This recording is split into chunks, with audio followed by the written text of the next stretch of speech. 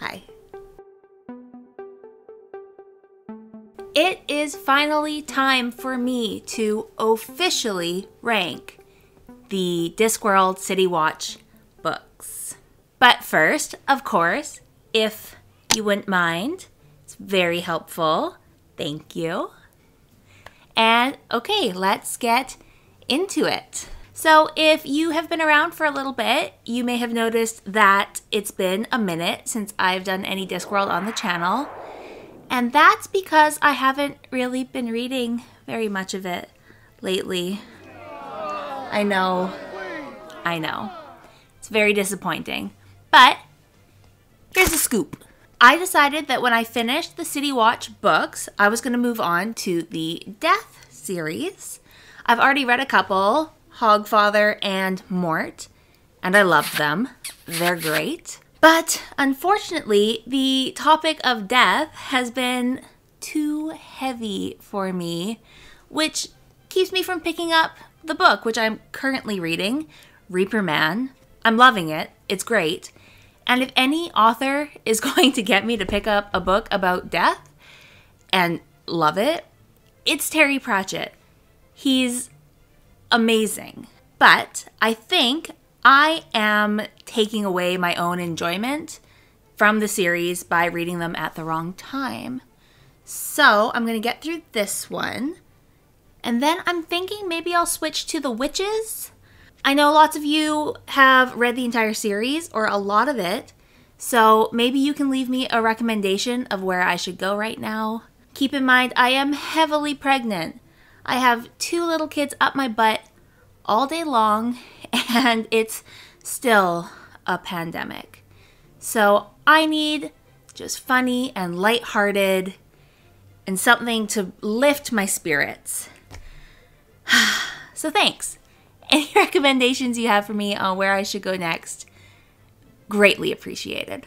Anyways, the one thing that I am really loving is being back on the disc in Reaper Man. For example, last night I read a passage that was all about the way that sunlight moves on the disc, how it's heavy and slow, and it set my heart like fluttering because I am just so in love with this world. So it's great being there. And of course, it got me thinking a lot about the City Watch and how much I loved this series.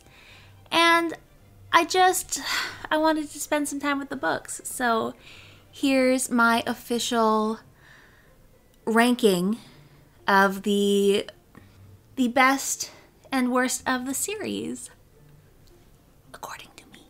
And I guess disclaimer, I have read Theater of Cruelty, but I'm not including it on the list because it's very, very short. So if you don't know already, Theater of Cruelty was a short story that Terry Pratchett published in a magazine. Which one? W.H. Smith Bookcase magazine. It's available to read for free online. Where I read it was the L-Space Web.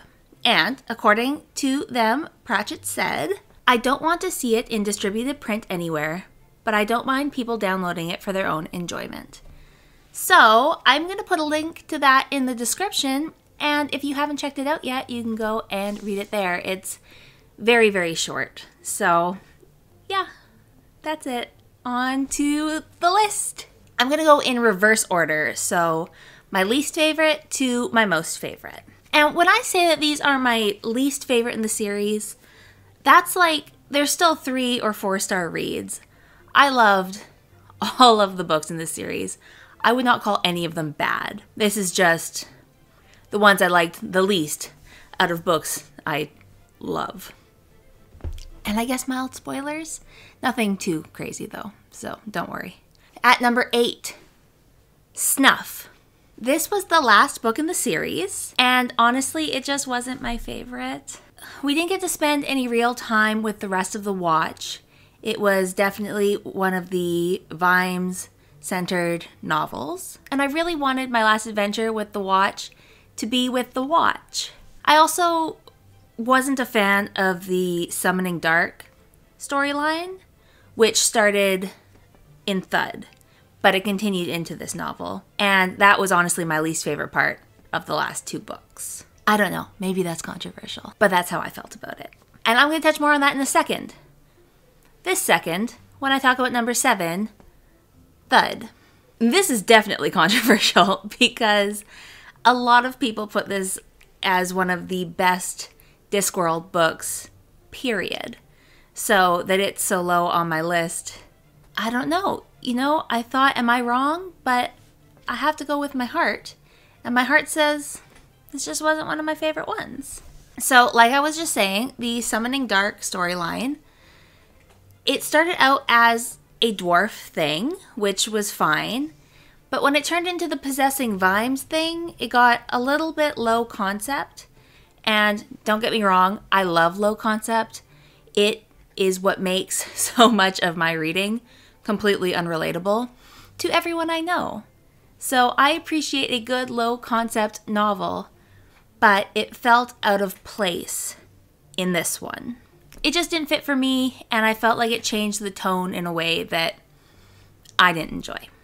This one also took me a little bit longer to get into from the start, but I don't really think that was the book's fault. I think it was Christmas's fault. And there was a lot I loved in this book. I actually love the concept of the actual game, Thud. I love Coombe Valley and the history and the world building in this one. I really, really wanted more from Nobby and Colin's painting heist story. I was really disappointed when that just kind of went away because I really wanted to watch that happen. But what was nice is we did get to spend some time with our other Watch members. So it has that going for it. And number 6, The Fifth Elephant. Are you noticing a bit of a Vimes-centered versus Watch-centered thing going on here? This is another case of wonderful world building. But I really prefer the books that take place in Ankh-Morpork. And my least favorites are the ones where Vimes sets out on his own. I did love going to Uberwald and seeing more of the races and the culture of the world. And Vimes does take an entourage of Watch members with him on this one. So it's not completely devoid of other Watch members. We do get to bounce back between Uberwald and the city and see how Carrot is handling things. It still makes me laugh thinking about Colin taking over as captain. He did such a bad job, and it's so funny. Number 5, Jingo. I did have fun with this one. My favorite part is still probably Nobby Nobb's undercover as Betty.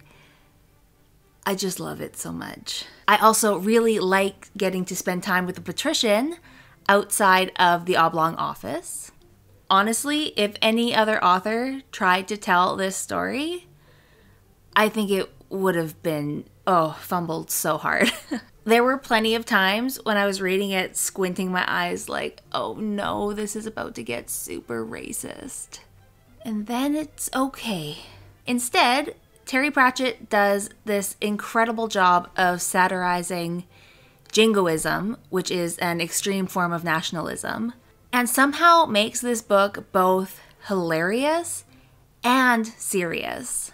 It's an incredible line to walk, and I don't know how he does it so well and so consistently. He doesn't shy away from anything. And there's this part later on involving alternate realities and Vimes' watch that actually made my heart ache. So it's a hilarious and serious book that deals with nationalism and war and racism. And also, it's a fart joke. That's amazing. Number 4, Guards. This one was originally at number 3, but I hadn't actually sat down and looked at all of these titles together before, and suddenly I've been just shuffling them around. It's actually been really hard to rank this series. Guards is the first book in the City Watch series, and it's fantastic. We get to see the starting point of what becomes one of my favorite bands of characters in any series ever. Vimes started out as this down on his luck, gutter drunk, just dead end character who is working a job that's a joke. We get to watch him pick himself up through this novel and really lay the foundation of what Vimes is going to become. But the shining star of this one for me was Carrot Iron Founderson. And I loved seeing his start. He is such a phenomenal character. He is our lawful good. I love him. And I love getting to have such a carrot-focused novel, even if I was only able to recognize it in hindsight. There's honestly so much to love in this one. Number 3, Feet of Clay. This book is solid. It is funny throughout, and you really feel like the watch is established at this point. We know the characters, we know the watch, we know the tone, and we just know what to expect from a City Watch novel at this point. He once again takes a serious topic like discrimination and makes it so readable and relatable and funny and full of wit. We have amazing characters and amazing character development. The story is fun and it maintains an excellent pace. And yeah, like I said, it's solid. Number 2, The Night Watch. I loved this book. I love weird time stuff, and this had it. This is a Vimes-centered novel, but it is still set in Ankh-Morpork, just not present-day Ankh-Morpork. We still get some of our other Watch characters, but in the past. And we get to see Vetinari, but when he's younger. And we got to know a little bit more about him and his past and just him as a character, which I thought was really, really cool. I thought the way the story was told was so fun and interesting. And of course, this one spoke to my mama heart. I felt so much for Vimes and his longing for the life that he thought he was tired of and missing his family and yeah, it spoke to me on that level because some days are really, really hard and you can long for the past, but he gets it. He gets it in spades and he realizes that what he wants is what he had. It's wonderful. And I don't know, maybe this seems obvious, but I wouldn't start the series here, even though it's so highly ranked on so many lists, including mine. I mean, it's placed in the middle of the series, so I don't know why somebody would pick it up first. But I do think you need a good foundation with the watch and Vimes and the city before you're going to get the full effect of this one. So just keep that in mind if you're looking for where to start. And my favorite City Watch novel